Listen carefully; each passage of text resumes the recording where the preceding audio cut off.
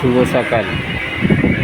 দক্ষিণ পূর্ব রেলের যে টাইম টেবিল, যিনি রেলমন্ত্রী হয়েছে, আমার মনে হয় ওনার হর্স ফেসিলিটি সম্বন্ধে কোনো জ্ঞান নেই।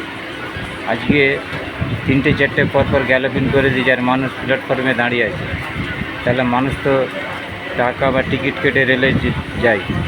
রেলটা চলার কারণটা কি? যাত্রী নিয়েই তো রেলটা যাবে। তো 3টে 4টে যদি ট্রেন যদি গ্যালোপিং হয়ে যায়, মানুষগুলো টাইমের দাম নেই। আমি বলছি রেলমন্ত্রীকে পদত্যাগ করা উচিত।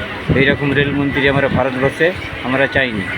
কারণ জনগণের জন্য ট্রেন চলবে, 3টে 4টে পরপর গ্যালোপিং, কারো এমার্জেন্সি কাজ থাকতে পারে, কে হসপিটাল যাবে, কে আরও বিভিন্ন নানা রকম অফিসিয়ালি কাজে যাবে।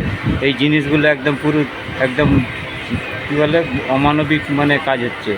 ট্রেনের টাইম টেবিলটা ঠিক একটা গ্যালোপিং ছাড়াও তারপরে একটা লোকাল দেওয়া, কিন্তু আমরা এইটা মেনে নিতে পারছি না। আমি রেলমন্ত্রীকে বলছি, আপনি মাথা ঠান্ডা করে রেলের কাজটা ভালোভাবে করার চেষ্টা করুন, নইলে আপনি পদত্যাগ করুন। আমরা আপনার মতো এরকম রেলমন্ত্রী চাই না। ধন্যবাদ।